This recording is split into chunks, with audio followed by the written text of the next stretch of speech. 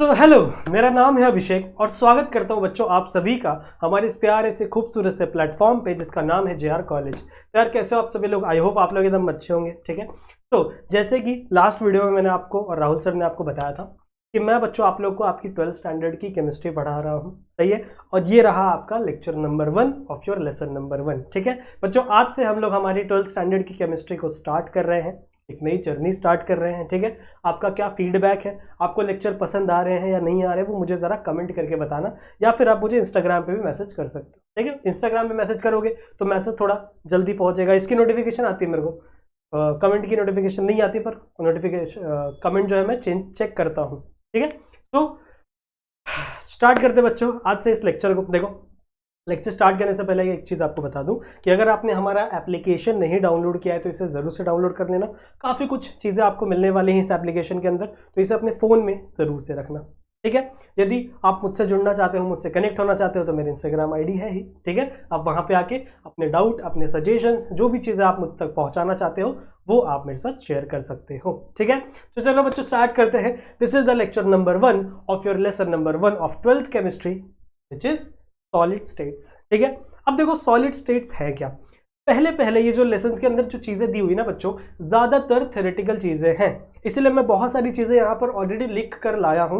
उन चीजों को हम लोग समझेंगे, एक एक शब्द को धीरे धीरे समझेंगे। ठीक है, उसके बाद आगे चल के कुछ न्यूमेरिकल्स भी हैं, आगे चल के थोड़े इंटरेस्टिंग टॉपिक्स आएंगे, पर अभी जितनी चीजें हैं वो थोड़ा सा थियरी ही है। सही है, मैं ट्राई करूंगा कि लेक्चर को ज्यादा बड़ा ना बनाऊं, छोटे से छोटे टाइम पे हम लोग लेक्चर को खत्म करने की कोशिश करेंगे। ठीक है, तो चलो आ जाओ। सबसे पहले हम लोग देखते हैं बच्चों सॉलिड स्टेट का इंट्रोडक्शन, कि आखिरकार सॉलिड स्टेट होता क्या है। देखो 9th स्टैंडर्ड में, सॉरी 9th नहीं 11th स्टैंडर्ड में आप लोगों ने पढ़ा होगा कि there are mainly three types of states, एक सॉलिड, एक लिक्विड और एक गैसेस। जिसमें से लिक्विड और गैसेस आप लोग ने 11th स्टैंडर्ड में बहुत ही अच्छे से पढ़ा था, पर वहां पे आप लोग ने सॉलिड नहीं पढ़ा था। तो सॉलिड अब आपको पढ़ना है आपको 12th स्टैंडर्ड के अंदर। ठीक है, सॉलिड स्टेट क्या होता है जरा देखो। सबसे पहली बात यहाँ पे दी हुई है दैट सॉलिड स्टेट, जितनी भी चीजें होती हैं सॉलिड स्टेट में, उनका बच्चों एक डेफिनेट शेप होता है और एक डेफिनेट वॉल्यूम होता है। इसका मतलब क्या है कि जैसे मान लो सॉलिड है, ठीक है, ये माउस है, ये माउस एक सॉलिड है। ठीक है, तो इसका एक डेफिनेट शेप है, ये इसका शेप है, सही है, और इसका एक डेफिनेट वॉल्यूम होगा। इसके अंदर कोई चीज होल्ड करने की इसकी कैपेसिटी होगी ना, समझ रहे हो। ठीक है, सो हमेशा सॉलिड्स के पास एक डेफिनेट शेप होती है और एक डेफिनेट वॉल्यूम होती है। सही है, they are incompressible in nature, nature में उनको और कंप्रेस नहीं किया जा सकता, सॉलिड्स को और कंप्रेस नहीं किया जा सकता, they are incompressible in nature. सबसे पहली बात, ठीक है, मतलब देखो इनके जो पार्टिकल्स होते हैं ना वो बहुत ही ज्यादा क्लोजली अटैच होते हैं, बहुत ही ज्यादा क्लोजली एक दूसरे के साथ यहाँ पे ऐसे रखे हुए होते हैं, समझ रहे हो। तो इनको और कंप्रेस करना पॉसिबल ही नहीं है, बिकॉज सारे के सारे एटम एक दूसरे के साथ लगे हुए हैं ना, जितने भी मॉलिक्यूल्स एटम है, कुछ भी है, आयंस है, अलग अलग चीजें हो सकते हैं अलग अलग टाइप के सॉलिड्स में। तो ये जितने भी मॉलिक्यूल्स है बच्चों, ये सब एक दूसरे के साथ एकदम चिपक के खड़े हुए, समझ रहे हो, इनको और चिपका नहीं सकते हम लोग। दैट्स वाई यहाँ पे लिखा हुआ है they are incompressible in nature, और इन्हें कंप्रेस नहीं किया जा सकता। फिर थर्ड पॉइंट क्या है बच्चों, space between particle are minimum. ठीक है, पार्टिकल, हाँ, पार्टिकल के बीच में जो स्पेस रहता है वो बहुत ही कम रहता है। एक पार्टिकल और दूसरे पार्टिकल के बीच में जो स्पेस है बच्चों वो बहुत ही छोटा रहता है। ठीक है, हेंस चौथा पॉइंट हमको क्या बताता है, intermolecular force is higher. Intermolecular force मतलब क्या, कि एक मॉलिक्यूल दूसरे मॉलिक्यूल के ऊपर अट्रैक्शन का फोर्स लगा रहा है। जैसे मान लो ये एक मॉलिक्यूल है, ये एक मॉलिक्यूल है, ये दोनों एक दूसरे के ऊपर अट्रैक्शन का फोर्स लगा रहे हैं, इसलिए दोनों एक दूसरे के ऊपर ऐसे चिपक के खड़े हुए, इन दोनों के बीच में ज्यादा गैप ही प्रेजेंट नहीं है। तो ये चीज यहां पे लिखी हुई, that is intermolecular forces are higher. समझ में आ रही बात? ठीक है, ये सब छोटे छोटे क्लासेस में भी आप लोग ने पढ़ा होगा चीजें। फिर इसके बाद क्या है बच्चों, high melting and boiling point. अब सिंपल सी बात है ना, अगर दो एटम एक दूसरे के साथ एकदम अटैच है, एकदम फोर्सफुली अटैच है, तो इनको अलग करने के लिए जो एनर्जी है वो भी ज्यादा ही लगेगी, समझ रहे हो। जैसे मान लो दो एकदम पक्के फ्रेंड है, एकदम अच्छे से अटैच है, दो एकदम जिगरी यार है, ठीक है, दोनों से एकदम अच्छे से अटैच है, तो अगर उनकी दुश्मनी करवानी है मुझे, तो मुझे बहुत ही ज्यादा कान भरना पड़ेगा ना। थोड़ा सा कान भरने से थोड़ी वो लोग अलग हो जाएंगे, नहीं, क्योंकि इनकी दोस्ती बहुत ज्यादा पक्की है। समझ रहे हो, एग्जाम्पल के थ्रू समझा रहा हूं। इसी तरीके से यहाँ पे भी दो एटम है बच्चों, इन दोनों के बीच में जो फोर्स है वो बहुत ही ज्यादा है, दोनों के बीच में अट्रैक्शन का फोर्स बहुत ही ज्यादा है, दैट्स व्हाई यहाँ पे लिखा हुआ है इंटरमोलिकुलर फोर्स इज हायर। समझ रहे हो? तो अगर मुझे इन दोनों को अलग करना है, इन दोनों को सेपरेट करना है, तो मुझे ज्यादा एनर्जी डालनी पड़ेगी, इसीलिए यहाँ पे लिखा हुआ है high melting and boiling point. Melting point मतलब क्या होता है? किसी भी सॉलिड को अलग अलग कर दो, मॉलिक्यूल को दूर दूर कर दो तो वो मेल्ट होकर लिक्विड बन जाएगा, समझ रहे हो? और थोड़ा और दूर दूर कर दो तो वो क्या बन जाएगा? गैस बन जाएगा। पता है ना, आप लोगों ने पढ़ा होगा कि जो सॉलिड्स होते हैं उनके अंदर मॉलिक्यूल एकदम चिपक के, फिर जो आपके लिक्विड है उनके अंदर मॉलिक्यूल थोड़े दूर दूर है, जैसे मान लो एक मॉलिक्यूल यहाँ, एक मॉलिक्यूल यहाँ, एक मॉलिक्यूल यहाँ, तो इनके बीच में थोड़ा ज्यादा गैप है एज कंपेयर टू सॉलिड्स। पर अगर गैसेस की बात करें तो गैसेस के जो बीच में बहुत ज्यादा गैप है बच्चों, मॉलिक्यूल एकदम दूर दूर है, एक मॉलिक्यूल यहाँ है, दूसरा मॉलिक्यूल यहाँ है, एक ऑक्सीजन का मॉलिक्यूल यहाँ उड़ रहा है, दूसरा ऑक्सीजन का मॉलिक्यूल यहाँ उड़ रहा है, समझ रहे हो? तो इनके बीच में गैप बहुत ज्यादा है, इनके बीच में इंटरमॉलिक्यूलर फोर्स ऑफ अट्रैक्शन नहीं होता। तो अगर मुझे इनके बीच में गैप क्रिएट करना है तो मुझे एनर्जी लगा के दोनों को सेपरेट करना पड़ेगा। जितनी ज्यादा इंटरमॉलिक्यूलर फोर्स ऑफ अट्रैक्शन, उतना ही ज्यादा एनर्जी मुझे लगाना पड़ेगा दोनों को अलग करने के लिए। दैट्स व्हाई उनका जो मेल्टिंग पॉइंट और बॉइलिंग पॉइंट है वो क्या है? ज्यादा है। समझ में आई बात? ठीक है। हाइयर डेंसिटी, इनकी डेंसिटी भी ज्यादा होती है। अगर आप इनको पानी के अंदर डालो या किसी दूसरे चीज के अंदर डालो तो ये फटाक से नीचे सिंक कर जाएंगे, because they have higher density. किसकी? सॉलिड्स की। ठीक है। So this is the basic introduction बच्चों, जो आपके बुक में भी दिया हुआ है। सो इस चीज, जितनी भी चीजें बता रहा हूं उसका स्क्रीनशॉट लेते चलो, इन नोट्स को अपने बुक में लिख लो एज इट इज। ये आपके नोट्स है, समझ रहे हो? एज इट इज ये सारी चीजें आप अपने नोट्स के तौर पर इस्तेमाल कर सकते हो। तो दीज आर द इंट्रोडक्शन। क्या क्या बोला मैंने? Definite, shape and volume. इनका शेप, वॉल्यूम, शेप जो है, वॉल्यूम है, वो एकदम डेफिनेट होता है। इनकंप्रेसिबल इन नेचर, इनको और कंप्रेस नहीं किया जा सकता। Space between particle are minimum, particle के बीच का जो स्पेस है वो बहुत कम होता है। इंटरमोलिकुलर फोर्स ऑफ अट्रैक्शन बहुत ज्यादा होता है। High melting and boiling point, and इनकी डेंसिटी भी क्या होती है बच्चों? ज्यादा होती है। ठीक है, समझ में आ गए सिंपल सिंपल पॉइंट्स। अब आ जाओ बच्चों, देखते हैं क्लासिफिकेशन। क्लासिफिकेशन ऑफ सॉलिड्स की बात करें तो हमारी बुक हमें दो प्रकार के सॉलिड्स के बारे में बताती है। कौन कौन से? आ जाओ समझते हैं, ध्यान से सुनेंगे सब समझ में आएगा। दो प्रकार के सॉलिड्स के बारे में हमारी बुक हमें बताती है। सबसे पहले वो कहती है, एक होता है बच्चों क्रिस्टलाइन सॉलिड। ठीक है, ये भी सॉलिड ही है but they are the crystalline solid. And एक होता है amorphous solid. Now what is the difference between them? इनके बीच में बच्चों डिफरेंस बिटवीन क्या है? कभी कभी एग्जाम में पूछा जाता है कि state the difference between crystalline solid and amorphous solid. ये बहुत इंपॉर्टेंट क्वेश्चन है, आपके एग्जाम में कई बार आता है। ठीक है, तो इसे लिख लेना। अभी मैं आप लोगों को बताऊंगा दोनों के अलग अलग पॉइंट। ठीक है, तो सबसे पहले हम लोग जानते हैं बच्चों क्रिस्टलाइन सॉलिड क्या होता है। अब देखो, क्रिस्टलाइन सॉलिड जो होते हैं ना बच्चों, वो एक पैटर्न में अरेंज होते हैं। जैसे मान लो यहाँ पे सॉलिड्स हैं, तो वो बच्चों एक डेफिनेट पैटर्न, एक रेगुलर पैटर्न में ही अरेंज होंगे। समझ रहे हो? ये एक डेफिनेट पैटर्न में ही अरेंज होंगे। जो आपके क्रिस्टलाइन सॉलिड है वो हमेशा बच्चों एक डेफिनेट पैटर्न में ही अरेंज होंगे। समझ रहे हो? इनको लॉन्ग रेंज सॉलिड भी कहा जाता है। पर अगर मैं अमॉर्फस की बात करूं, so they are not in regular manner, they are random in manner. जैसे मान लो कुछ ऐसे खड़े हैं, कुछ ऐसे कुछ मॉलिक्यूल है, कुछ मॉलिक्यूल है, कुछ मॉलिक्यूल है, कुछ मॉलिक्यूल है। समझ रहे हो? तो इनके अंदर एक रेगुलर पैटर्न नहीं दिखता, इनके अंदर हमको रैंडमनेस दिखती है। जो मॉलिक्यूल्स होते हैं वो रैंडमली अरेंज होते हैं, कहीं भी एक दूसरे, कहीं भी प्लेन पर रैंडमली अरेंज होंगे। समझ रहे हो? But crystalline solids are regularly arrange, मतलब इनके कैसे होते हैं बच्चों? एक रेगुलर पैटर्न में ही अरेंज होंगे। समझ में आई बात? This is the basic difference. अब इसके बारे में सर हमको एग्जांपल बताओ। एग्जांपल है बच्चों, बहुत इंपॉर्टेंट एग्जांपल है इसका, NaCl। NaCl हमारा सोडियम क्लोराइड, हमारा नमक। ठीक है, so it is an crystalline solid. समझ रहे हो? वो अब हमेशा वो एक पैटर्न में ही अरेंज होगा, जो उसके मॉलिक्यूल होंगे वो एक पैटर्न में अरेंज होंगे। वहीं अगर आप बात करो अमॉर्फस सॉलिड की, तो अमॉर्फस सॉलिड में आपको एग्जांपल मिल जाएंगे ग्लास। ठीक है, ग्लास एक एग्जांपल है, बहुत अच्छा एग्जांपल है। फिर रबर, ठीक है, रबर बहुत अच्छा एग्जांपल है। प्लास्टिक्स, प्लास्टिक बहुत अच्छा एग्जांपल है। समझ रहे हो? तो इसके अंदर आपके अमॉर्फस सॉलिड्स के अंदर जो भी मॉलिक्यूल्स प्रेजेंट होंगे वो रैंडमली प्रेजेंट होंगे, ऐसा नहीं कि एक मैनर में प्रेजेंट होंगे। मैं आप लोगों को एक एग्जांपल समझाता हूँ। जैसे मान लो आप किसी छत पे खड़े हो, ठीक है, अपनी बिल्डिंग की छत पे चढ़ जाओ और वहां से अपने आसपास की किसी रोड को देखो, कोई भी रोड को देखो वहां से, तो आपको क्या दिखेगा? बहुत सारे लोग, कोई बंदा इधर जा रहा है, कोई बंदा लेफ्ट जा रहा है, कोई बंदा राइट जा रहा है, कोई बंदा सब्जी खरीद रहा है, कोई समोसे खरीद रहा है, कुछ भी कर रहा है ना, मतलब उस रोड पे बच्चों रैंडमनेस है। कोई भी जो बंदा है वो कहीं भी जा रहा है तो किसी भी बंदे को, किसी भी आदमी को एक मॉलिक्यूल की तरह आप इमेजिन करो, ठीक है। तो आप रोड पे चल रहे हो, मतलब रोड पे नहीं, आप ऊपर से एक रोड को इमेजिन कर रहे हो, देख रहे हो, तो वहां पे आपको रैंडमनेस दिखेगी, कुछ लोग यहाँ जा रहे हैं, कुछ लोग यहाँ जा रहे हैं। तो इट्स लाइक अमॉर्फस सॉलिड, ठीक है। अमॉर्फस सॉलिड में जो एटम्स होते हैं वो रैंडमली अरेंज होते हैं, सही बात है। पर वहीं अगर मान लो उसी रोड के ऊपर कोई मिलिट्री वाले आके मार्च करे, मार्च समझते हो ना, ऐसे लेफ्ट राइट करते हैं ना, मिलिट्री वाले मार्च करते हैं ना, अगर आप जाओगे बॉर्डर साइड तो वहां पे देखने मिलता है। तो मान लो उसी रोड के ऊपर अगर मिलिट्री वाले मार्च करे तो वो एकदम स्ट्रेट लाइन में मार्च करते हैं, और वो एकदम ऐसे ग्रुप बना के, ऐसा नहीं कि वो कहीं भी कोई भी जा रहा है, ऐसा नहीं, वो एकदम स्ट्रेट लाइन में मार्च करते हैं और उनके साथ जितने भी लोग होते हैं वो भी एकदम उसी ऑर्डर में मार्च कर रहे हैं, समझ रहे हो। तो वो एक रेगुलर पैटर्न बना रहे बच्चों, वो एक डेफिनेट पैटर्न बना रहे, डेफिनेट पैटर्न बना रहे, समझ रहे हो। तो it is like a crystalline solid.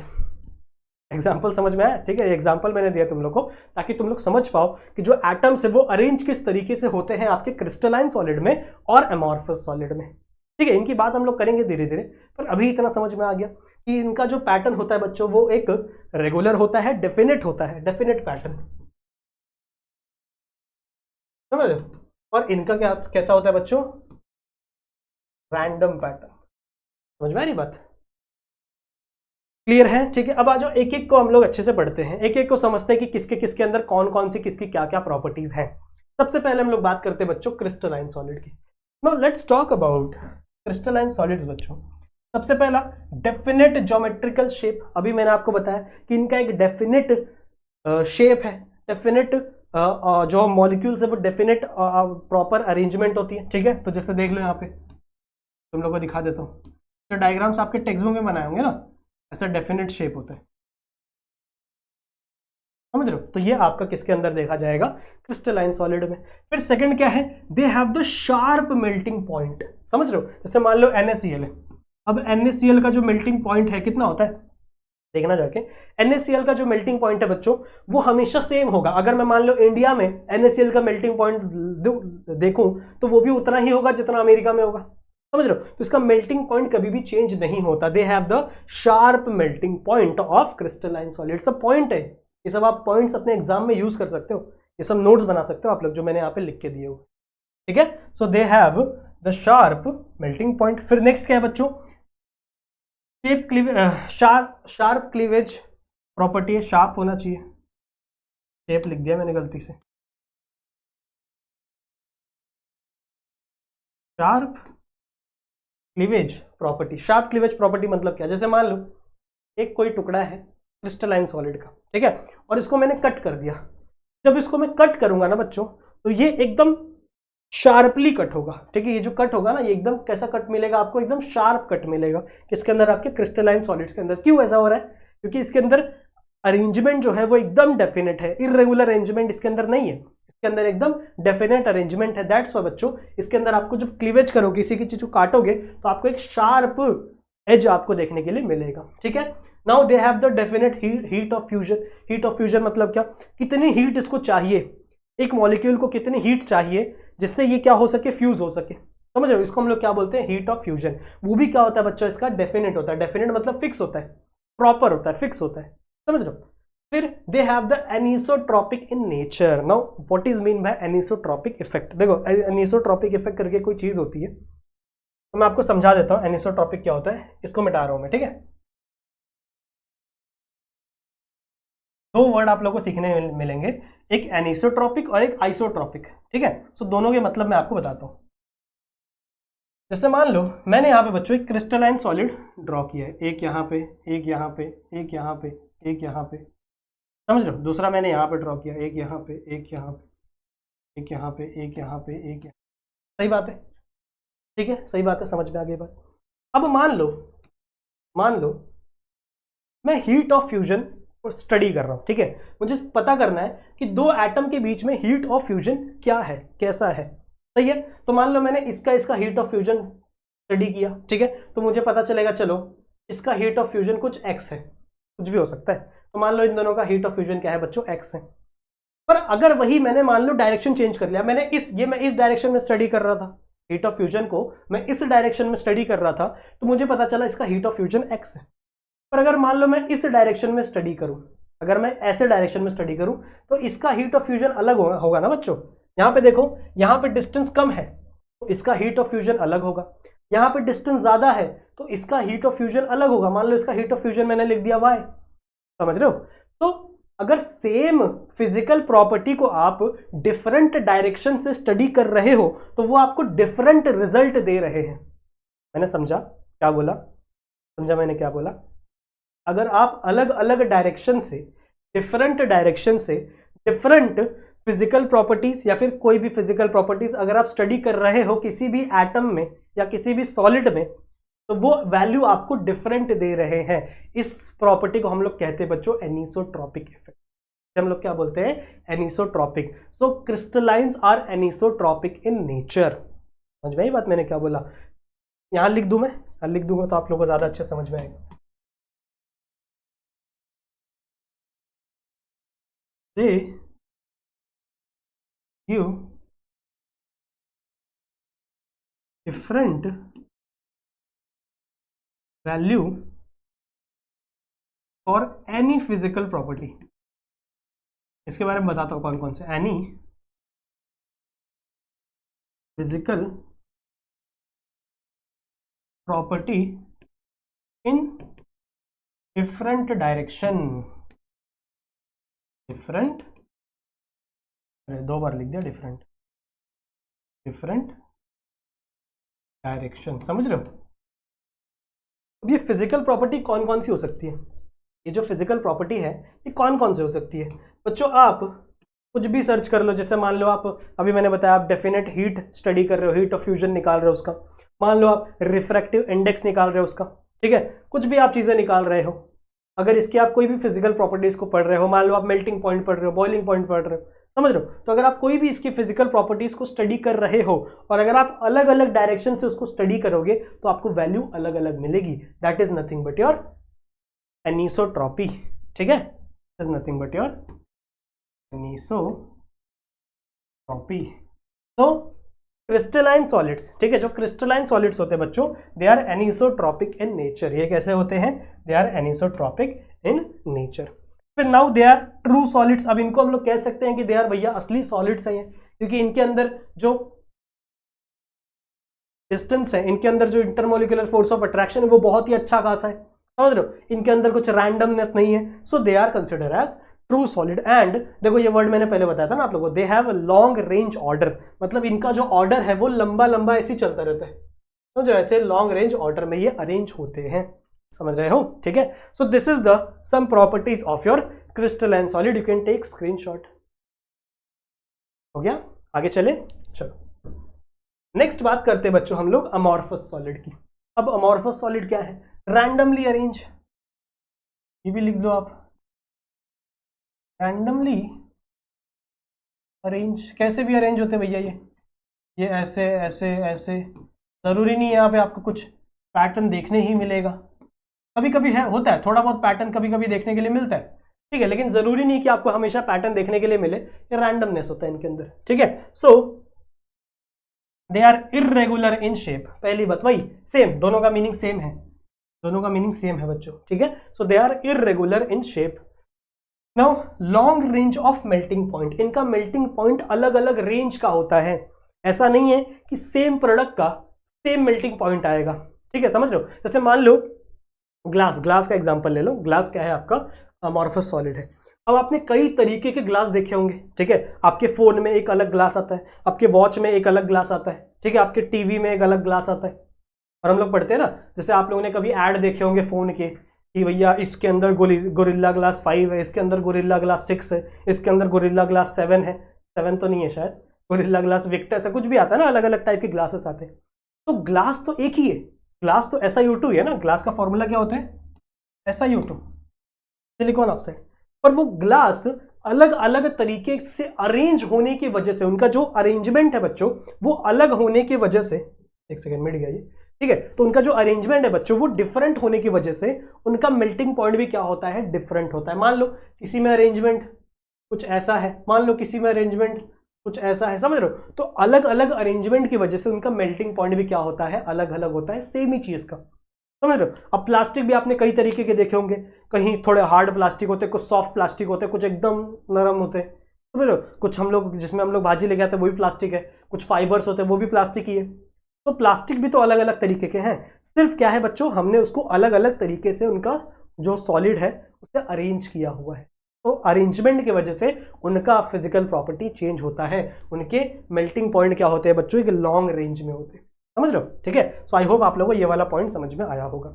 Now they are irregular cleavage property, उनको अगर आप काटोगे तो वो एकदम स्ट्रेट नहीं कटेंगे। कभी प्लास्टिक को या रबड़ को भी काट के देखना, क्या वो एकदम स्ट्रेट कटेंगे, एकदम मतलब शार्प होगा उसके अंदर, नहीं, उसके अंदर आपको बहुत सारे रफनेस मिलेंगे, बिकॉज दे आर इररेगुलर, समझ रहे हो, ठीक है, क्लियर है। Now irregular heat of fusion, इनका हीट ऑफ फ्यूजन भी क्या होता है, इररेगुलर होता है। अब सिंपल सी बात है यार, रैंडमनेस है, रैंडमनेस है, कोई थोड़ा पास है कोई थोड़ा दूर है, कोई किसी में थोड़ा पास पास है, किसी में थोड़ा दूर दूर है, तो हीट ऑफ फ्यूजन चेंज होता रहता है, ठीक है। They are irregular heat of fusion, they are isotropic in nature. अब देखो वो क्या था, एनिसोट्रॉपिक था, ये आइसोटॉपिक है। देखो आप लोग ने 11 में पढ़ा होगा, आइसो का मतलब होता है सेम, आइसो का मतलब क्या होता है, सेम। तो मतलब आप मान लो ये आपका मॉलिक्यूल है, रैंडमली अरेंज है, तो इसको बच्चों आप किसी भी डायरेक्शन से स्टडी करो, चाहे आप यहां से स्टडी करो, चाहे आप यहां से स्टडी करो, यहां से स्टडी करो, यहां से स्टडी करो, किसी भी डायरेक्शन से आप स्टडी करो, ये सेम वैल्यू ही देगा। मान लो रिफ्रैक्टिव इंडेक्स यहां से x आया तो यहां से भी x ही आएगा, यहां से भी x ही आएगा, मतलब वैल्यू क्या होंगे, वो सेम होंगे, चेंज नहीं होंगे। इसे हम लोग क्या बोलते हैं, आइसोट्रॉपिक इन नेचर। सही है, तो स्टेटमेंट चेंज कर देना हल्का सा, वहां पे क्या था, different values in different direction, इसमें क्या होगा, same values in same direction, same values in different direction, किसी भी डायरेक्शन से आप चेक करो इसका वैल्यू सेम होगा। क्यों, क्योंकि यहाँ पे रैंडमनेस है, कोई भी मॉलिक्यूल किसी भी तरीके से क्या है बच्चों, अरेंज है। क्लियर है, समझ में आ गई बात, समझ में आ गई बात। Now they are pseudo solid और सुपर कूल्ड लिक्विड। अब ये असली सॉलिड नहीं माने जाते, इनको झूठा सॉलिड कहा जाता है, ठीक है। क्यों भैया, आप लोग ने एकदम पुरानी ग्लासेस देखी हैं, जैसे मान लो एकदम कोई पुराना घर है, ठीक है, उसके अंदर कोई ग्लास लगा हुआ है, बहुत पुराना बहुत पुराना, आप लोग ने अगर देखा होगा तो बच्चों क्या होता है पता है, नीचे जो ग्लास होती है, जो बहुत पुरानी ग्लास होती है, उसमें जो नीचे वाली ग्लास होती है वो बहुत ही थिक हो जाती है, बहुत ही मोटी हो जाती है, और ऊपर की ग्लास होती है जो बहुत ही पतली रहती है। ऐसा क्यों, क्योंकि बहुत टाइम से वो ग्लास वहां पे लगी हुई है, जिसकी वजह से बहुत सारे मॉलिक्यूल ऊपर से नीचे की तरफ मूव हो चुके हैं, ऊपर से नीचे की तरफ क्या हो चुके हैं बच्चों, मूव हो चुके हैं। अब मॉलिक्यूल्स क्यों मूव हो रहे हैं भैया, अगर आप सॉलिड हो तो सॉलिड में मॉलिक्यूल्स का मूवमेंट नहीं होना चाहिए ना, वहां पे रेगुलर पैटर्न होना चाहिए ना, वहां पे मूवमेंट कैसे अलाउड है, मूवमेंट अलाउड नहीं हो सकती वहां पे। समझ में आ रही बात मैं क्या बोलना चाह रहा हूं, ठीक है। That's why they are not considered as true solids, they considered as pseudo solid या फिर सुपर कूल्ड लिक्विड। वो लिक्विड ही है पर बहुत ही ज्यादा कूल हो गए, समझ रहे हो, तो सॉलिड बन गए, समझ रहे हो। And they are short range order, इनका ऑर्डर शॉर्ट रेंज होता है, जो मैंने तुम लोगों को लास्ट टाइम बताया था, लास्ट वाले का लॉन्ग रेंज था, इसका क्या है, शॉर्ट रेंज ऑर्डर। क्लियर है, समझ में आ गया, ये समझ में आ गया। अब आगे चलते बच्चों क्लासिफिकेशन के बारे में। अब हम लोग को पढ़ना है बच्चों classification of crystalline solid. Amorphous solid हमारे सिलेबस में नहीं है, अमॉर्फस सॉलिड नहीं पढ़ना हम लोग को, ज्यादा नहीं पढ़ना, थोड़ा बहुत होगा, या फिर जितना अभी मैंने पढ़ा उतना ही है, उससे ज्यादा कुछ है नहीं अमॉर्फस सॉलिड के बारे में। तो क्रिस्टलाइन सॉलिड ही हमें पूरे के पूरे लेसन में पढ़ना है। तो let's talk about classification of crystalline solid. Crystalline solid बच्चों अलग अलग पार्ट में डिवाइड हुए हैं। सबसे पहला है बच्चों आयोनिक सॉलिड, पर बात करेंगे इसके बारे में भी। फिर आपका मॉलिक्यूलर सॉलिड। अब मॉलिक्यूलर सॉलिड भी 3 पार्ट में है, एक आपका polar molecular solid, non polar molecular solid और एक हाइड्रोजन बॉन्डिंग सॉलिड, इसके बारे में बात करेंगे हम लोग, ठीक है। एक है आपका मेटालिक सॉलिड और एक है आपका कोवेलेंट सॉलिड। इसे अपने बुक में जरूर से ड्रॉ करें, सही है। एक एक के बारे में हम लोग बात अभी स्टार्ट करते हैं। क्लियर है, समझ में आ गया, स्क्रीनशॉट ले लो फटाक से, समझ में आ गया, आगे बढ़े। चलो अब बात करते हैं बच्चों हम लोग सबसे पहले आयोनिक सॉलिड की। आयोनिक सॉलिड है तो आयोनिक सॉलिड के अंदर जो बॉन्ड होगा वो कौन सा होगा बच्चों, आयोनिक बॉन्ड होगा। आयोनिक बॉन्ड कैसे होता है, एक होता है कटायन, एक होता है अनायन। जैसे मान लो NaCl है, NaCl is the best example of ionic solid. तो एक मान लो Na है पॉजिटिव, Cl है नेगेटिव, पॉजिटिव नेगेटिव एक दूसरे से क्या करते हैं, अट्रैक्ट करते हैं, तो वो क्या बना देंगे बच्चों, बॉन्ड बना देंगे। और आयंस के बीच में जो बॉन्ड बनता है उसे हम लोग कौन सा बॉन्ड कहते हैं, आयोनिक बॉन्ड। 10th में पढ़ा होगा ना आप लोगों ने, 10th में था ये, ठीक है। तो सबसे पहला इनके अंदर जो बॉन्ड होता है वो कौन सा होता है बच्चों, आयोनिक बॉन्ड होता है। बात समझ में आई। दूसरा क्या है बच्चों, they are hard and brittle, ये बहुत ही ज़्यादा हार्ड होते हैं और बहुत आसानी से टूट जाते हैं। कभी आप लोग देखें बर्फ़ की बड़ी बर्फ़ नहीं मतलब जो अपना सॉल्ट होता है उसकी बड़ी बड़ी सिल्लियाँ आती है, उसको आप ऐसे तोड़ोगे ना आराम से टूट जाता है वो, because they are hard but they are brittle in nature. Very high melting point, बहुत ही ज़्यादा हाई मेल्टिंग पॉइंट है। अब सिंपल सी बात है ना, देखो सिंपल सी बात है, ये Na है, Cl है, इसके बीच में जो बॉन्ड बना है वो कौन सा बॉन्ड है, आपका आयोनिक बॉन्ड है। Now this bond is very strong bond. Why? Ionic bonds are very strong bond. क्यों? क्योंकि ये है पॉजिटिव, ये है नेगेटिव। पॉजिटिव नेगेटिव एक दूसरे से अट्रैक्ट करते हैं, पॉजिटिव नेगेटिव एक दूसरे से क्या करते हैं बच्चों, अट्रैक्ट करते हैं, जिसके वजह से यहाँ पे आयोनिक बॉन्ड बनता है। अब इसको तोड़ने के लिए हमें बहुत ज्यादा एनर्जी देनी पड़ेगी। अगर आपको इसको मेल्ट करना है ना तो आपको इसको यहां से ब्रेक करना पड़ेगा।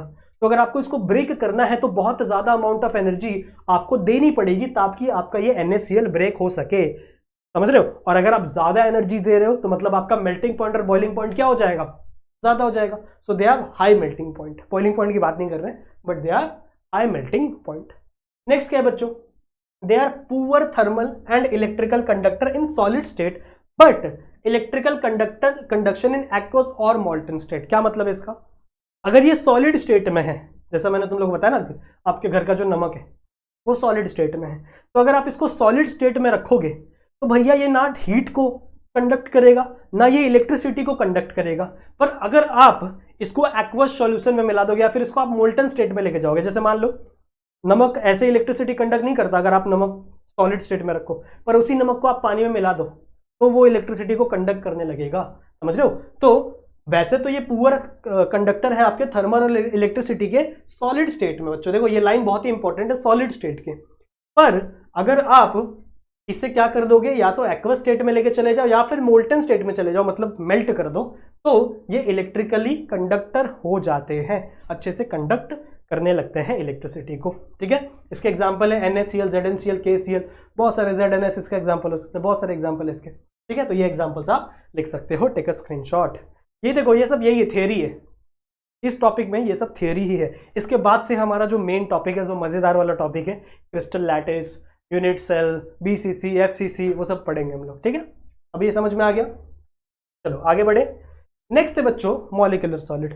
अब मॉलिक्यूलर सॉलिड के 3 टाइप मैंने बताए थे, तो this is the first one, that is nothing but polar molecular solid. सबसे पहला वाला है ये पोलार मॉलिक्यूलर सॉलिड, ठीक है। क्या है, इसके बीच में कौन सा फोर्स ऑफ अट्रैक्शन है, वंडरवॉल फोर्स ऑफ अट्रैक्शन है। वंडरवॉल में भी कई सारे फोर्स ऑफ अट्रैक्शन होते हैं ना, पढ़ा होगा ना आप लोगों ने। वंडरवॉल में कौन कौन से होते हैं, एक आपका पोलार पोलार, फिर पोलार डायपोलार, ठीक है, फिर सुडो पोलार, अलग अलग होते हैं ना, फिर लंडन फोर्सेस होते हैं इसके अंदर। तो बहुत सारी चीजें आपके इसके अंदर आएंगी वंडरवॉल फोर्सेस, तो दे हैव द वंडरवॉल फोर्स। अब देखो वंडरवॉल फोर्स जो होती है वो बहुत ही ज्यादा वीक होती है। Van der Waals force as compare to ionic and covalent it is very weak force. That's why बच्चों ये जो सॉलिड्स होंगे ये काफी ज्यादा सॉफ्ट होंगे, सॉलिड्स होंगे बच्चों ये ज्यादातर क्या होते हैं, थोड़े बहुत सॉफ्ट आपको मिलते हैं। इनका मॉडरेट मेल्टिंग पॉइंट होता है, ना कम ना ज्यादा, ऑलमोस्ट लिमिट में मेल्टिंग पॉइंट होता है, and they are poor conductor of heat and electricity. इसके एग्जांपल है सॉलिड SO2 और solid NH3, solid ammonia, this is ammonia ना, ये आपका अमोनिया है, ओके।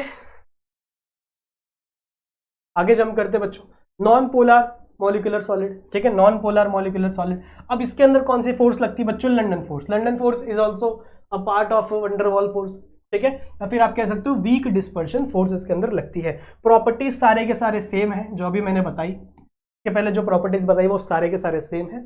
इसका बेस्ट एग्जांपल है बच्चों I2 मतलब आयोडीन। अब आयोडीन बच्चों सॉलिड स्टेट में ही मिलता है, आयोडीन जो है वो आपको सॉलिड स्टेट में, छोटे छोटे मॉलिक्यूल्स होते हैं पर्पल कलर के आयोडीन के, अगर आप देखे रहोगे तो मेरे लैब में है, मैंने देखा था, पर्पल कलर के से छोटे छोटे आयोडीन के मॉलिक्यूल्स होते हैं।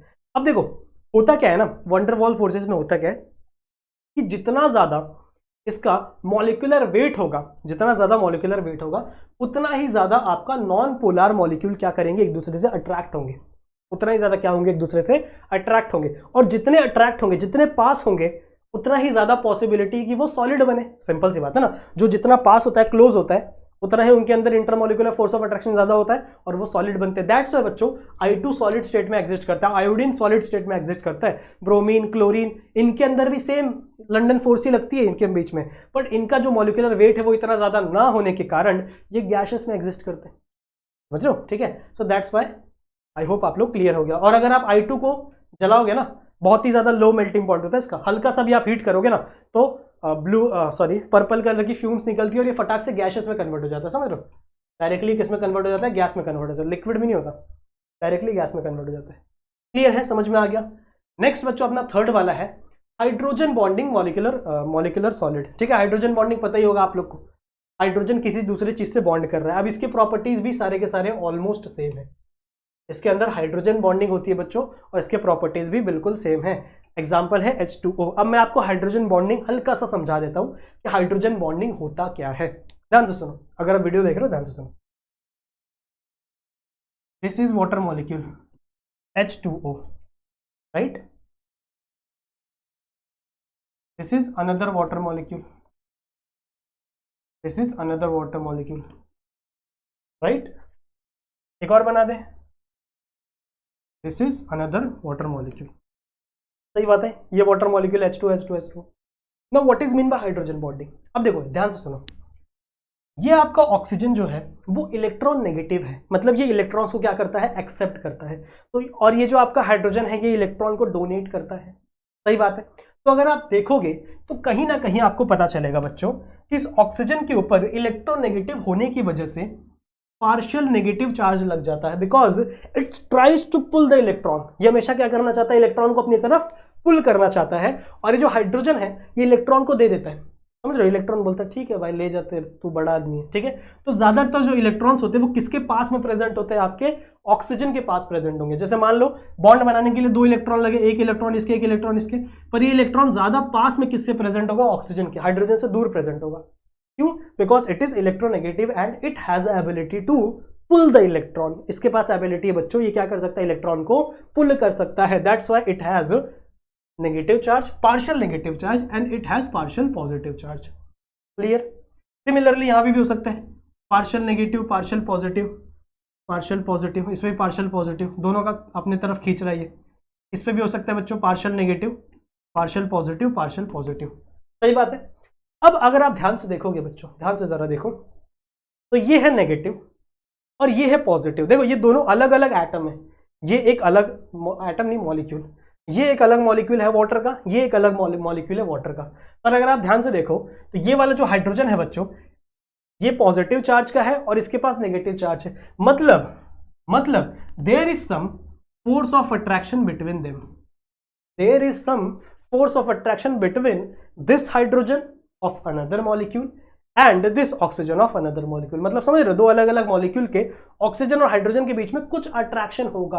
अब ये बहुत ही वीक होता है, मुझे पता है ये बहुत ही वीक होता है बॉन्ड, पर देयर इज सम अट्रैक्शन, ठीक है।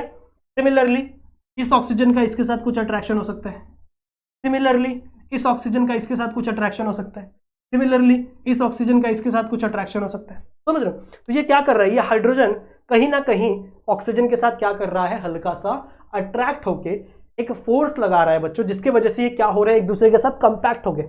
अब ये मूव नहीं कर पाएंगे, ये क्या है ना, ये मूव ऐसा नहीं कि ये उठ के कहीं और चले जाए, नहीं, बिकॉज इसके पास यहाँ पे अट्रैक्शन लगा हुआ है। This attraction, this bonding is known as hydrogen bonding. क्यों हाइड्रोजन बॉन्डिंग बोल रहे हैं, क्योंकि ये हाइड्रोजन से बॉन्ड हो रहा है, समझ रहे हो। ये जो बॉन्डिंग है किसकी वजह से हो रही है बच्चों, हाइड्रोजन की वजह से हो रही है। That's why this bonding, this thing, ये वाली जो चीज है, this is known as hydrogen bonding, समझ रहे हो। इसीलिए जब आपका आइस बनता है ना, आइस, तो वो किस में चला जाता है, सॉलिड स्टेट में, समझ रहे हो। किस में चला जाता है आपका आइस, सॉलिड स्टेट में चला जाता है, because of this hydrogen bonding, सही है। तो फ्रिज खोलना और कभी भी आइस को देखना ना, सोचना कि यार इसके अंदर हाइड्रोजन बॉन्डिंग है, ठीक है, तभी वो क्या फॉर्म हो रहा है बच्चों, सॉलिड फॉर्म हो रहा है, सही है। So these are the hydrogen bonded molecular solids. Okay, let's move to metallic solid. अब इसके अंदर बच्चों मेटल्स होंगे। मेटल्स क्या करेंगे, बॉन्ड बनाएंगे एक मेटल से दूसरे मेटल के बीच में, that is nothing but a metallic solid.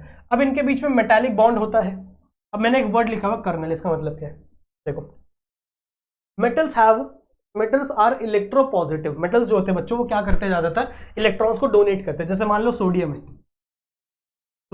ठीक है। तो सोडियम का इलेक्ट्रॉनिक कन्फिग्रेशन क्या होता है, पढ़ा होगा आप लोग ने, 1s2 2s2 2p6 3s1, यही है ना, 1s2 2s 2 2 4 6, हाँ यही है ना, ठीक है। नाउ ये जो एक इलेक्ट्रॉन है, ये एक इलेक्ट्रॉन वैलेंस इलेक्ट्रॉन है, तो it can donate, it has ability, it can donate this one valence electron. समझ में आ रही बात? ये क्या कर सकता है, इस एक वैलेंस इलेक्ट्रॉन को डोनेट कर सकता है। तो अगर मान लो इसने एक इलेक्ट्रॉन डोनेट कर दिया तो इस नाइट्रोजन के ऊपर क्या लग जाएगा, पॉजिटिव, और प्लस इधर एक इलेक्ट्रॉन, सही है, प्लस यहाँ पे क्या आ गया, एक इलेक्ट्रॉन अलग से आ गया। तो this is the free electron, इसे हम लोग क्या कहेंगे, इसे हम लोग फ्री इलेक्ट्रॉन कहेंगे। और ये जो स्पीशीज बची है ना, ये जो बनी है ना स्पीशीज, इस स्पीशीज को हम लोग कहते हैं बच्चों कर्नल। ठीक है, स्पीशीज को हम लोग क्या बोलते हैं, कर्नल बोलते हैं। Now they have positive charge, इस पॉजिटिव चार्ज की वजह से मेटल दूसरे मेटल से क्या करते हैं बच्चों, अट्रैक्ट करते हैं। मेटल दूसरे मेटल से क्या करते हैं, अट्रैक्ट करते हैं, या फिर मेटल लिगेंड के साथ भी अट्रैक्ट करते हैं। कोऑर्डिनेशन कंपाउंड हम लोग पढ़ेंगे तो वहां बताऊंगा आप लोग को। मेटल जो है वो लिगेंड से भी अट्रैक्ट करते हैं और वहां पे वो बनाते हैं मेटेलिक बॉन्ड। कौन सा बॉन्ड बनाते हैं, मेटेलिक बॉन्ड। सही बात है। अब जितना ज्यादा पॉजिटिव चार्ज होगा, जितना ज्यादा, मान लो आयन है तो आयन के ऊपर 2+ भी हो सकता है, 3+ भी हो सकता है, समझ रहे हो। जितना ज्यादा पॉजिटिव चार्ज होगा उतना ही ज्यादा स्ट्रॉन्ग आपका क्या होगा, सॉलिड होगा। अब अगर आप सोडियम की बात करो तो सोडियम बहुत ही सॉफ्ट होता है, पता है। अगर आप लोग कभी लैब में सोडियम को देखा होगा, ठीक है, तो आप सोडियम को ना एक नॉर्मल चाकू से भी ऐसे आराम से कट कर सकते हो, because it is very soft. Why it is soft, because सिर्फ इसके पास एक ही पॉजिटिव चार्ज है। वहीं आयरन के पास कितने हैं, 2 से ज्यादा कर्नल्स हैं, 2 से ज्यादा पॉजिटिव चार्ज है, इसलिए वो बहुत ही ज्यादा क्या होता है, स्ट्रॉन्ग होता है, बहुत ही ज्यादा टफ होता है, समझ रहे हो। सो दिस इज द मेटालिक। अब इसका प्रॉपर्टीज क्या है बच्चों, ये सॉफ्ट भी हो सकते हैं जैसे सोडियम, हार्ड भी हो सकते हैं जैसे आपका कॉपर हो गया, आयरन हो गया, ठीक है, they can be hard. They have high melting point, अब इनका मेल्टिंग पॉइंट बहुत ही ज्यादा हाई होता है because of this metallic bond. They are good conductor of heat and electricity, ठीक है, हीट और इलेक्ट्रिसिटी, कॉपर हो गया तो हीट और इलेक्ट्रिसिटी को अच्छे से कंडक्ट कर सकते हो ना। आयरन के ऊपर, आयरन के अंदर से भी इलेक्ट्रिसिटी कंडक्ट जाती है, लोखंड के अंदर से भी, ठीक है। इसके एग्जांपल देखो, गोल्ड है, सोडियम है, बहुत सारे जितने भी मेटल्स हैं आप सोच सकते हो इसके अंदर आप डाल सकते हो। क्लियर है, समझ में आ गया। ये है आपका मेटालिक सॉलिड। और एक आज के लिए लास्ट, लेक्चर थोड़ा बड़ा हो गया, आई एम सो सॉरी, पर एक आज के लिए लास्ट बच्चों, that is covalent solid. Now this is very important, covalent solids are very important. Why, इनके अंदर जो बॉन्ड बनता है बच्चों वो होता है कोवेलेंट बॉन्ड। कोवेलेंट बॉन्ड क्या होता है, पढ़ा है ना आप लोगों ने, कोवेलेंट बॉन्ड शेयरिंग पेयर से बनता है ना, sharing pair of electron, sharing pair of electron, इसे हम लोग कोवेलेंट बॉन्ड बोलते हैं। जैसे मान लो कार्बन है तो कार्बन के पास एक इलेक्ट्रॉन है, सिमिलरली मान लो यहाँ पे हाइड्रोजन है, हाइड्रोजन ऑल्सो हैव 1 इलेक्ट्रॉन। तो क्या कर देंगे, ये दोनों क्या कर लेंगे, दोनों इलेक्ट्रॉन को शेयर कर लेंगे आपस में, समझ, दोनों इलेक्ट्रॉन क्या कर लिए, आपस में शेयर कर लिए। तो ये दोनों इलेक्ट्रॉन कार्बन से भी बिलोंग करते हैं, ये दोनों इलेक्ट्रॉन हाइड्रोजन से भी बिलोंग करते हैं, जिसकी वजह से कार्बन भी स्टेबल होगा, हाइड्रोजन भी स्टेबल होगा। तो यहाँ पे दोनों इलेक्ट्रॉन की शेयरिंग हो रही है। शेयर भैया, शेयर कर लेना यार, मेरे पास कुछ है, तेरे पास कुछ, आ जा, दोनों मिल बांट के खा लेते हैं, शेयर कर लेते हैं। तो this is the sharing of electron, this bond is known as covalent bond. Now this solids are soft to very hard, ठीक है, they have high melting point. In fact जितने भी अभी तक हम लोग ने सॉलिड्स देखे हैं, ठीक है, चाहे वो मेटेलिक सॉलिड हो, आयोनिक सॉलिड है, या फिर अपना अभी हम लोग ने पढ़ा ना मॉलिक्यूलर सॉलिड हो, जितने भी सॉलिड्स होंगे ना, सबसे ज्यादा मेल्टिंग पॉइंट इसी का होता है बच्चों। सबसे ज्यादा मेल्टिंग पॉइंट किसका होता है, आपका हाई मेल्टिंग पॉइंट। ये JEE का क्वेश्चन आया था एक बार, जेई का क्वेश्चन था, जेई ने पूछा था, चारों का नाम दे दिया था और पूछा था कि which of the solids have highest melting point. तो आंसर क्या था आपका, कोवेलेंट सॉलिड, ठीक है, इनका हाईएस्ट लिख देना यहाँ पे कहीं साइड में, ठीक है। Now they are poor conductor of heat and electricity, heat और इलेक्ट्रिसिटी के बहुत ही ज्यादा पुअर कंडक्टर है, बट इसके अंदर एक्सेप्शन है। एक्सेप्शन है बच्चों डायमंड का, डायमंड का, डायमंड बहुत ही ज्यादा स्ट्रांग होता है और वो हीट को कंडक्ट कर सकता है, ठीक है। इसके अंदर तो ये हीट का एक्सेप्शन है। इलेक्ट्रिसिटी का भी एक्सेप्शन है बच्चों, ग्रेफाइट का, ग्रेफाइट भी आपका कोवेलेंट सॉलिड्स है, but it can conduct electricity, electricity का बहुत ही अच्छा कंडक्टर होता है, ठीक है। तो डायमंड और ग्रेफाइट, देखो डायमंड बहुत ही ज्यादा स्ट्रांग होता है, आपको पता है सबसे ज्यादा मेल्टिंग पॉइंट होता है डायमंड का। ऐसा क्यों होता है पता है, क्योंकि हर कार्बन डायमंड का, डायमंड कार्बन से बना हुआ है, तो हर कार्बन का डायमंड 4 अलग अलग ऐसे कार्बन से अटैच होता है, समझ रहे हो। यहाँ से हर कार्बन का ऐसे 4 अटैच होते हैं, 4 ऐसे करके आपका डायमंड का स्ट्रक्चर बनता है। डायमंड का स्ट्रक्चर देखना कभी, ठीक है। वही अगर मैं ग्रेफाइट की बात करूं तो ग्रेफाइट 3 बनाता है, 3 कार्बन से लिंक होता है, 3 कार्बन से लिंक होता है। अब देखो कार्बन का वैलेंसी कितना होता है 4, पर ये लिंक कितने से हो रहे हैं, सिर्फ 3। तो मतलब यहाँ पे एक नेगेटिव चार्ज बचा सबके पास। सबके पास क्या बचा बच्चों, एक नेगेटिव चार्ज बचा। इस नेगेटिव चार्ज की वजह से ये इलेक्ट्रिसिटी को कंडक्ट करता है बच्चों।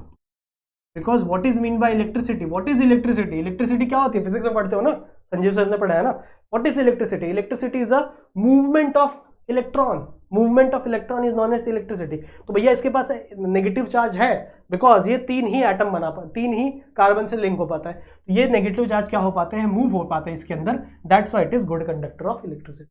दिस इज ग्रेफाइट, ठीक है। और डायमंड में चारों के 4 लिंक होते हैं। डायमंड 3D स्ट्रक्चर देखना डायमंड का, आपके बुक में दिया होगा, देखना एक बार, ठीक है। समझ में आ गया। सो आई होप बच्चों इसका स्क्रीनशॉट नहीं लिया ना आप लोगों ने, ले लो ले लो ले लो, ले लिया, ओके। वीडियो पॉज करके ले लेना चाहिए था। तो बच्चों आई होप आप लोग को जितनी चीज़ें मैंने अभी तक पढ़ाई हैं वो सब समझ में आई होंगी। इसके आगे का जो टॉपिक है लैटिस, क्रिस्टल लैटिस, फिर आपका यूनिट सेल है, फिर BCC है, फिर FCC है, वो सारी चीज़ें हैं, मज़ा आने वाला है वो सब पढ़ने में। तो उसे हम लोग नेक्स्ट लेक्चर में पढ़ेंगे, अभी का लेक्चर ऑलरेडी बड़ा हो गया है, ठीक है। अगर आप लोग ने चीज़ें यहाँ तक देखी है तो ज़रूर से इस वीडियो को लाइक करेंगे, ठीक है। चैनल पर नए आए हो तो चैनल को सब्सक्राइब जरूर से कर लो, अपने दोस्तों तक फैला दो, सबको बता दो कि भाई JR कॉलेज पे भी केमिस्ट्री का लेक्चर शुरू हो चुके हैं, ठीक है। अगर आपको कोई भी डाउट होता है तो आप आ जाना। कहाँ गया फर्स्ट स्लाइड कहाँ गया, हाँ। अगर आपको कोई भी डाउट होता है तो आ जाना बच्चों मेरे इंस्टाग्राम पे, ये मेरे इंस्टाग्राम की ID मैंने आपको बताई हुई है। कुछ भी डाउट हो, कुछ भी सजेशन हो, आपको मेरे लेक्चर्स कैसे लग रहे हैं, एक बार ज़रूर से आके मुझे बता देना, ठीक है, चलेगा। तो बच्चों एंड करते हैं इस लेक्चर को यहीं पे। आई होप आप लोगों को मजा आया होगा। मिलते हैं लेक्चर नंबर 2 में, जहाँ पे हम लोग और भी बहुत सारी चीज़ें समझेंगे। तब तक के लिए कीप स्टडिंग।